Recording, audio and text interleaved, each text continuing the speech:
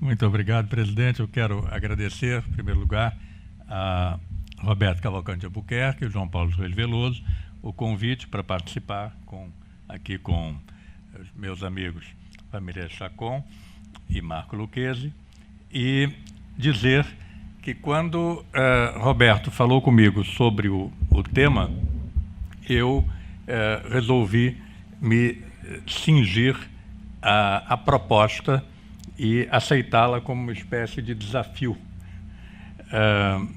E o desafio que se coloca, eu digo então a esse respeito, é que precisamos então revisitar mais uma vez o Renascimento e o humanismo para dele tentar extrair algumas lições para o presente, para o Brasil do presente. Lições, é claro, num sentido latíssimo, né? Não estrito, porque não se trata, evidentemente, de uma mera aplicação, né? Nesse sentido, a história não é a mestra da vida para lembrar um herói renascentista, Cícero.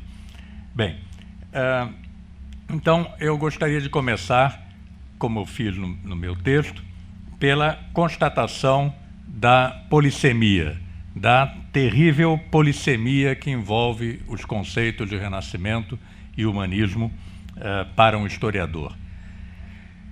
O Lucien Febvre já dizia, há muitos anos, na década de 30, que não há um, mas muitos renascimentos. Isso soa hoje em dia como uma tautologia, mas é também uma verdade que precisa ser, muitas vezes, repetida. É um conjunto de fenômenos que nós rotulamos como Renascimento.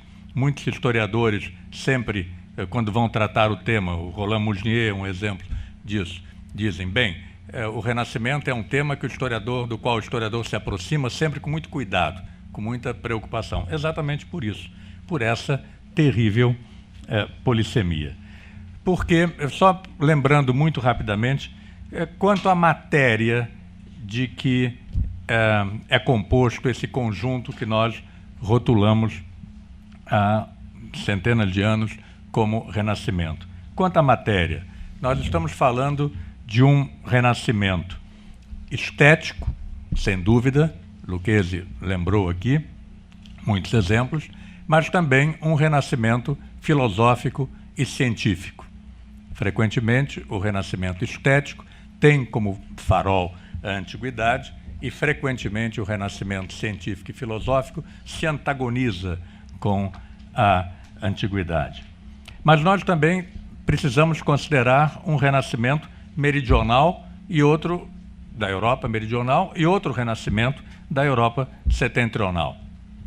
Nós temos de considerar um Renascimento dos séculos XIV e XV, Pico de Mirandola, por exemplo, que foi lembrado agora, e o Renascimento do século XVI, que está lá com Shakespeare no final do século XVI.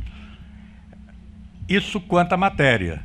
Agora, quanto à recepção do Renascimento, ele também é um tema extremamente complexo, porque poucos momentos da história tiveram um autorreconhecimento tão forte e psicologicamente tão gratificante para si próprios como o das pessoas do Renascimento. Então, há um autoconhecimento, um autorreconhecimento do Renascimento no próprio século XVI, e nós chegamos até às visões do século XX, XXI sobre o Renascimento, passando pelo Barroco. A célebre querela dos antigos e dos modernos nada mais foi do que um debate sobre a validade do Renascimento, das contribuições do Renascimento, passando pelo iluminismo, pelo romantismo, pelo cientificismo, cada qual vendo o Renascimento, mas também vendo bastante a si próprio no Renascimento. Mas a dificuldade não para aí.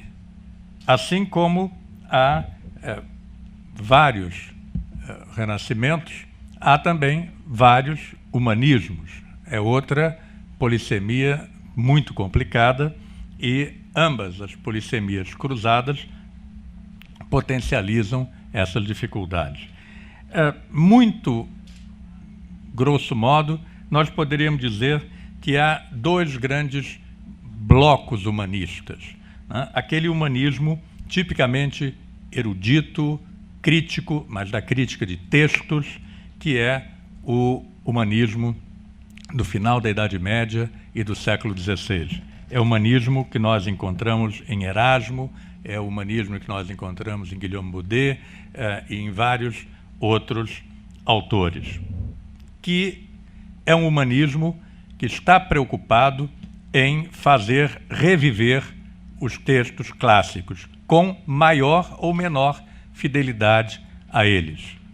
E é um humanismo que aparece não apenas como filológico, mas aparece como jurídico também. Há duas grandes escolas de interpretação jurídica, o mos italicus e o mos gallicus, um mais fiel aos textos, praticamente querendo reproduzir o Código Justiniano, outro trabalhando, recusando essa deificação do Código Justiniano e propondo uma interpretação mais aguda, mais interpretácio mesmo dos textos, e nos seus contornos, quando nós, historiadores, nos referimos a humanismo e a renascimento, estamos, sobretudo, nos referindo a esse renascimento filológico e do renascimento da cultura clássica a partir da filologia, da gramática, do direito.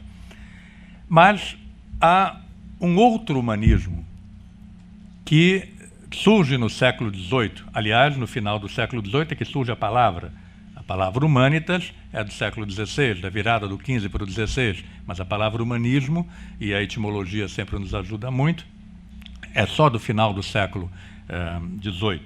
Mas esse novo humanismo, essa nova acepção do humanismo é aquela com a qual, sobretudo, os filósofos estão mais afinados hoje em dia, que é a visão filosófica do humanismo. Quer dizer, essa atitude geral empática em relação à humanidade e cujos cumes são duas obras fundamentais. A de Burckhardt, sobre a civilização da Renascença na Itália, em que ele fala no humanismo como a descoberta do homem e do mundo, o que não estava na cabeça de um Erasmo, por exemplo, e Dilthey, quando vê no humanismo, pela via da metafísica e da teoria do conhecimento, a fundação das ciências do espírito, das Geisteswissenschaften, que vão se distinguir das ciências da natureza e, como eu dizia antes, sempre essa dupla leitura, quer dizer, eu interpreto o humanismo, interpreto o renascimento, mas eu também estou querendo resolver problemas da minha própria época. E o problema da época do Dilthey era encontrar uma boa alternativa para a chamada, em alemão, as ciências do espírito, à ditadura das ciências da natureza. E sem ainda querer esquecer outras reivindicações humanistas, até Lucchesi mencionou rapidamente aqui, quer dizer, mas eu lembraria a dos jesuítas clássicos, até o século XVIII, até a extinção da companhia, que reivindicavam uma perspectiva humanista, até os neotomistas no século XX, para ficar no campo católico, ou os humanismos derivados do empirismo inglês, do racionalismo francês, de Kant, né, que Henri de Lubac vai fazer um livro extremamente interessante, que ele chama Crítica ao Humanismo Ateu, e a própria versão humanista de Heidegger, como foi lembrado aqui por Roberto Cavalcanti Albuquerque, que se enquadra numa outra perspectiva, que é a pesquisa de Heidegger em torno do problema do ser e a sua preocupação em se distinguir da tradição clássica grega do V século. Mas, para finalizar essa parte, eu fecharia parcialmente com duas observações. Primeiro, que essa pletora de humanismos envolve um sério risco lógico. Se tudo é humanismo, nada é humanismo. Então, é uma preocupação que nós devemos ter. De qualquer modo, eu acho que podemos convencionar de que não existe uma mensagem única do humanismo, mas um misto de liberdade, tolerância e valorização da cultura, da diferença e da curiosidade intelectual. Talvez seriam alguns poucos denominadores comuns que nós poderíamos identificar nessa tradição humanista. E o que nos ensinam o Renascimento e o humanismo para o Brasil contemporâneo? Bem, quando eu me coloquei essa pergunta, que por sua vez Roberto havia colocado, claro que eu procurei me situar em relação às grandes angústias ou problemas ou dificuldades do Brasil contemporâneo, como o crescimento, ele próprio mencionou algumas ainda há pouco, mas que eu catalogaria como sendo do crescimento econômico, da inclusão, crescimento de propósito, não estou entrando no mérito do desenvolvimento, crescimento econômico, inclusão social, qualificação cultural e cultivo de valores em geral e particularmente de valores democráticos. Aliás, todos temas mais ou menos já tocados em várias edições deste fórum. Eu acho que para encarar esse conjunto de desafios, para um historiador, pelo menos, a premissa é mais ou menos óbvia. É um processo histórico complexo que envolve a simultaneidade de tempos históricos diferentes. Eu costumo lembrar, em enfoques desse tipo, aquela expressão, aquele comentário do Fernando Brodel, nos anos 30, um jovem professor, dando aula na recém-fundada USP, quando ele dizia, bom, vocês historiadores brasileiros têm uma grande vantagem sobre nós na Europa. Vocês entram 50, 80 quilômetros pelo interior do Brasil e encontram o século XVIII. Hoje em dia isso não é mais verdade, mas certamente o problema da simultaneidade de tempos históricos existe e envolve um conjunto grande de desafios. Então, se nós fôssemos pensar em lições, eu sugeriria dois pares siameses e um que eu chamaria um requisito absoluto. A primeira lição da dupla Renascimento-Humanismo seria certamente a questão do pluralismo. Quer dizer, não há nenhum tipo de leitura que você possa fazer do Renascimento e do Humanismo que não envolva uma conclusão de natureza pluralista, porque o Renascimento e as diferentes atitudes humanistas, quando enfocaram o real, o fizeram de uma maneira geral, pelo menos, muito cônscios da sua profunda complexidade. Então, é óbvio que esta é uma lição que nós podemos trazer para qualquer análise que se faça do Brasil contemporâneo. Quer dizer, essa pluralidade envolve pluralidade de situações, né? Já é há muitos anos um lugar comum falar na nossa continentalidade, mas sempre é bom relembrar, porque isso é um fato que nos pesa a todo momento.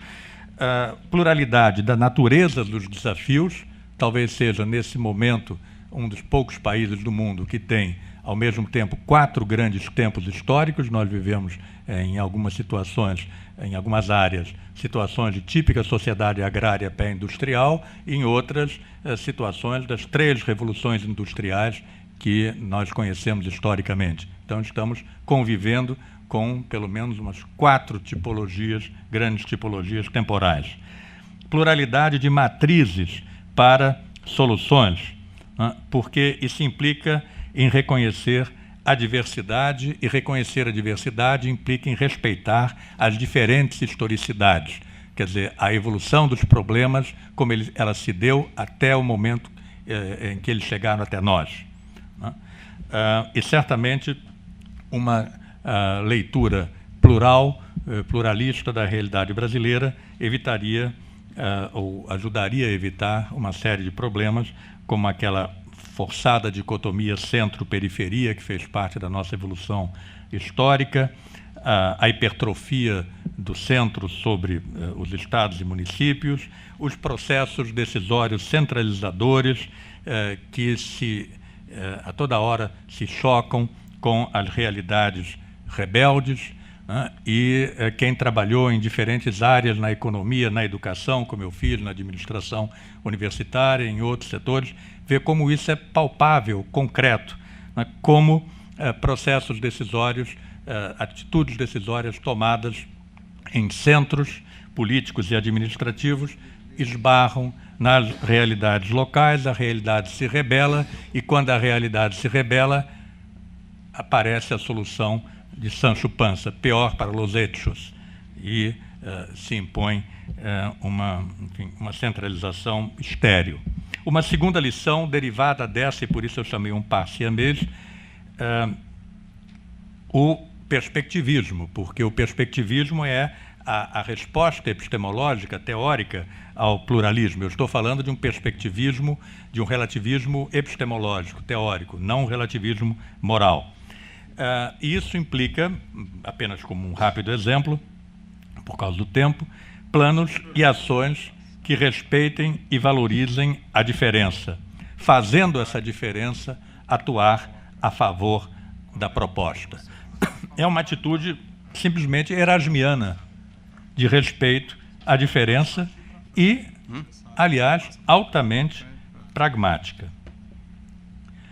Uma terceira lição, também feita sob a forma de par, a valorização da cultura e da inteligência para a formação do homem, no que se refere à educação intelectual e moral. Eu acho que esse é um ponto fundamental a ser debatido, a ser trazido dessa contribuição, dessa herança, sobretudo humanista, quando nós pensamos nas dificuldades de generalizar a educação, e não só de generalizar a educação, mas também a dificuldade com o excesso de especialização em nome, às vezes, de um pragmatismo, aquilo que o velho Ortega y Gasset, num livro que já vai fazer quase 100 anos, a Rebelião das Massas, dizia, é um capítulo, né? A barbárie do especialismo.